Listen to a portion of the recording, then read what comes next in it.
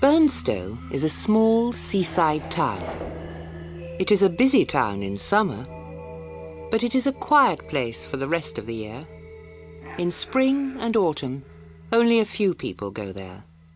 They go to Burnstow to play golf. Professor Parkins went to Burnstow in the spring of 1902. He stayed at a small inn called the Globe. The Globe Inn was very near the sea. There were only 2 rooms for guests at the inn. There was a guest in one of the rooms, so the professor had to stay in the other. The landlord took the professor upstairs to the room. The landlord unlocked the door and showed the professor the room. "This is the room, sir," he said. "There are 2 beds. Both of them are comfortable. You can choose the bed you want. There's a good view of the sea from the window." Professor Parkins looked out of the window. The beach was only 100 yards away. The sea looked grey and cold. Then the professor noticed that there were no curtains on the window. "Landlord," he said, "there are no curtains on the window." "Oh, I'm very sorry, sir," said the landlord. "I'll tell the servant to put them up." That afternoon, Professor Parkins met the other guest. His name was Colonel Wilson. They decided to play golf together. The 2 men walked along the road to the golf course. They talked about their lives and their work. Colonel Wilson had been an army officer in India. He had lived in India for many years. "I am an archaeologist," said Professor Parkins. "I study history by digging up old buildings." "Are there any old buildings here, in Burnstow?" asked the Colonel. "I believe there was an old church near the golf course," said the Professor. "But it was pulled down in the 14th century. "Why?" asked the Colonel. "It's unusual to pull down a church, isn't it?" "Yes," said the Professor. "I don't know why it was pulled down. That's why I want to look for it. I want to find the place where the church stood." They played golf for most of the afternoon. "Shall we go back to the inn for a drink before supper?" the Colonel asked. "I will see you at the inn in half an hour," the Professor said. "First, I will look for the old church."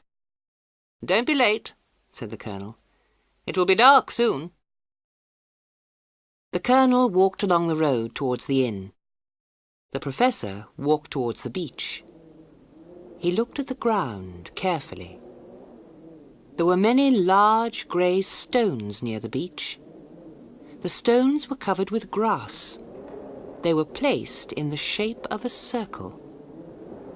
The Professor touched a stone with his foot. The stone moved. There was a hole underneath the stone. Professor Parkins looked into the hole. It was dark in the hole, and he could not see anything, so he lit a match. The wind blew the match out. He put his hand into the hole. The hole was empty. No, he was wrong. His fingers touched something made of metal. He pulled it out of the hole. It was a piece of metal about 4 inches long. It was old and dirty. He put it in his pocket. The picture sequence from the cinema has finished. You can look at it once more if you want.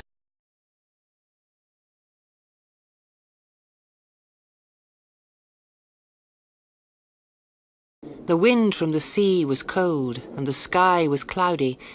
It was getting dark. Professor Parkins decided to walk back to the inn. It was a short walk along the beach to the inn, but there were high breakwaters on the beach. The Professor climbed over each of the breakwaters slowly. It was hard work. He stopped to rest. He looked back and saw someone about 100 yards behind him. The other person stopped. It was getting dark, so the professor could not see clearly. He could not see what the other person looked like. A black figure on the beach was watching him. Was it a man or a woman? Or was it something else? The professor suddenly felt afraid. He did not want to meet this strange figure on the dark beach. He thought that the figure was following him. He started to run, but the sand was soft and deep, and the breakwaters were high. He felt he was running in a dream. At last, he reached the inn. He looked round. There was no one behind him on the dark beach. He was cold and tired, and very glad to go into the warm inn. The colonel was waiting for him. They ate supper together and talked about golf. Then the professor went upstairs to his room. As he took off his jacket, he remembered the piece of metal in his pocket. He took it out and looked at it by candlelight. It was a very old whistle. He tried to blow the whistle. No noise came out. The whistle was full of dirt. The professor took out a small pocket knife. He went to the window to clean the dirt out of the whistle. He saw that there was still no curtains on the window. He opened the window and looked out. The night was dark. There was no moon. But the professor thought there was someone standing on the beach. He cleaned the whistle quickly, then went back to the candle. Now he could see marks on the whistle. The marks were letters. Quis est iste qui venit? Latin, the professor thought. Quis est iste qui venit? That means, who is this who is coming? The professor tried to blow the whistle. No one will come, he thought. But he put the whistle to his lips and blew. The sound of the whistle was clear and high. It was a sad sound. Suddenly, the wind blew strongly through the open window. The candle went out. The professor was surprised and frightened. He stood in the dark, listening to the wind. He walked slowly across the room. He closed the window. Still the wind blew. It blew around the inn, making a terrible noise.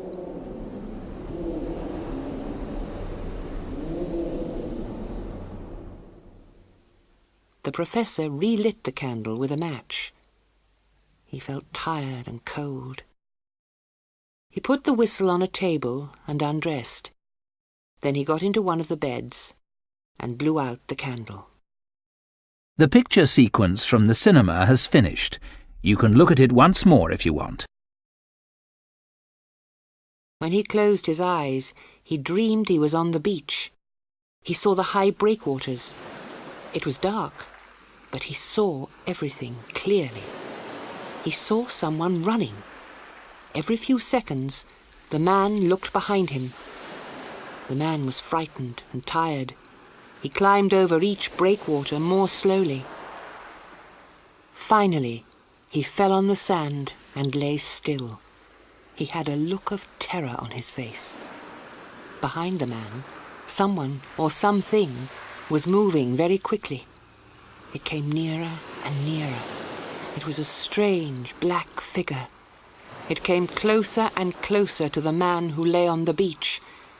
It stopped, and then it jumped straight towards the man. Professor Parkins opened his eyes. He was too afraid to see what happened next. Every time he closed his eyes, he had the same dream.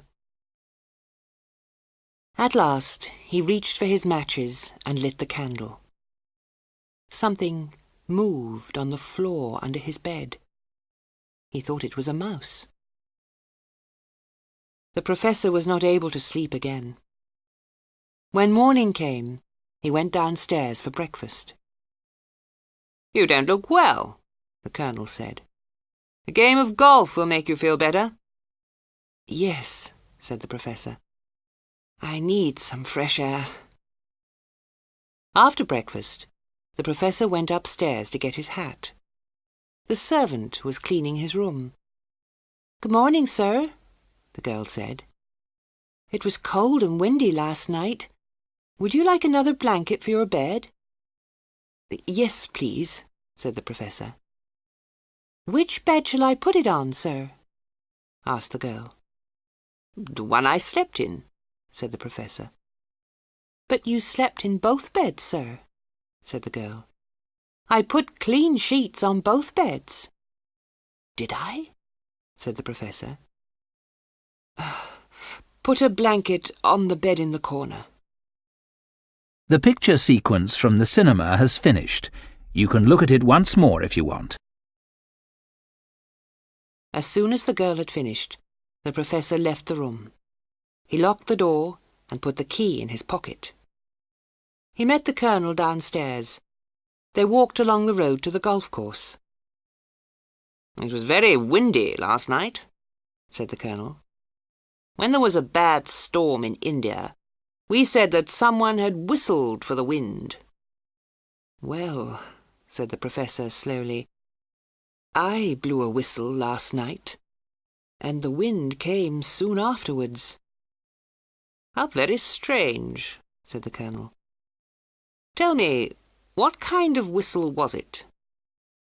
The Professor told the Colonel about the whistle. He told him how he had found it. He told him that he had cleaned it and blown it.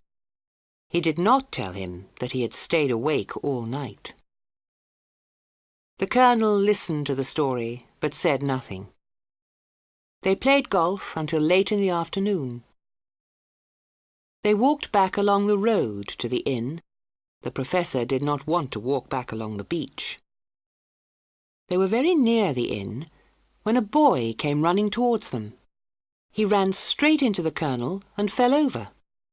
"What's the matter?" the Colonel asked angrily. "Look where you're going." The boy was very frightened. The Colonel spoke to him again. "Who are you running away from?" "The thing in the window," the boy answered. He was crying. "What thing?" the Colonel asked. "Come and show us." The boy took them to the front of the Globe Inn. He pointed up to a window. "It was up there, sir," he said. "It was waving at me. But it was a horrible thing, sir. I don't think it was alive." "Don't be afraid," the Colonel said. "It was someone trying to frighten you. Go home and forget about it." The Colonel looked at the Professor. "That's the window of your room, isn't it?" he asked. "Yes," said the Professor. "There's something strange going on. Will you come upstairs with me?" The two men went upstairs together. The Professor's room was locked. He opened the door with his key.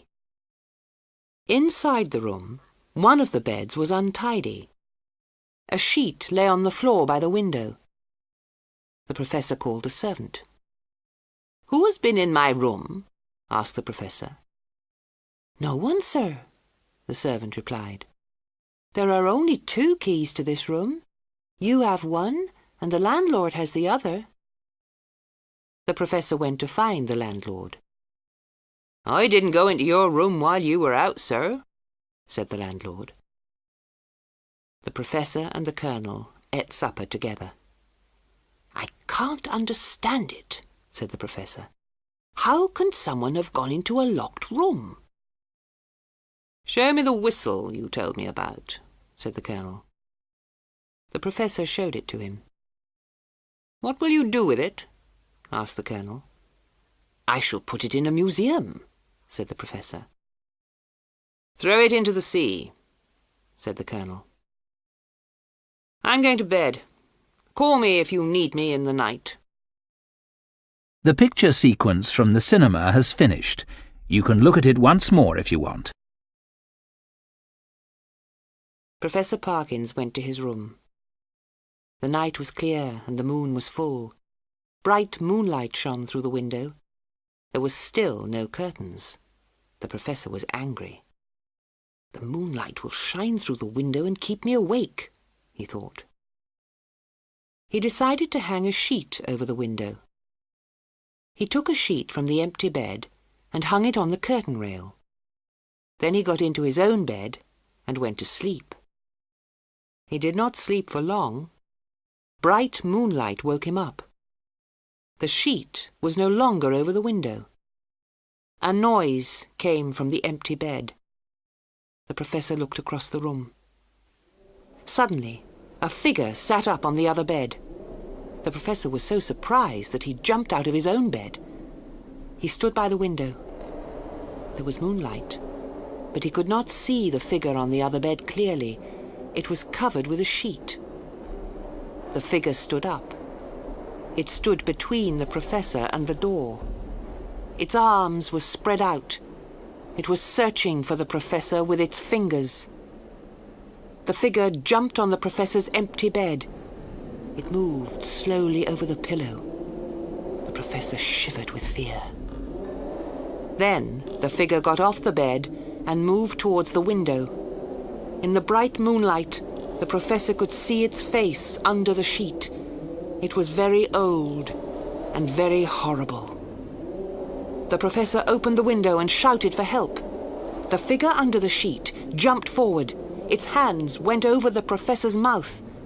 The professor tried to get away. He was about to fall out of the window when a hand pulled him back. It was the colonel. There was no one else in the room. A sheet from the bed lay on the floor by the window. Next morning, the colonel and the professor went down to the beach. The colonel took the strange whistle and threw it into the sea. "Things like this sometimes happen in India," the colonel said. "I don't think the figure can hurt you. It can only frighten you." Professor Parkins is still afraid of curtains that move in the wind. He also sleeps without sheets on his bed.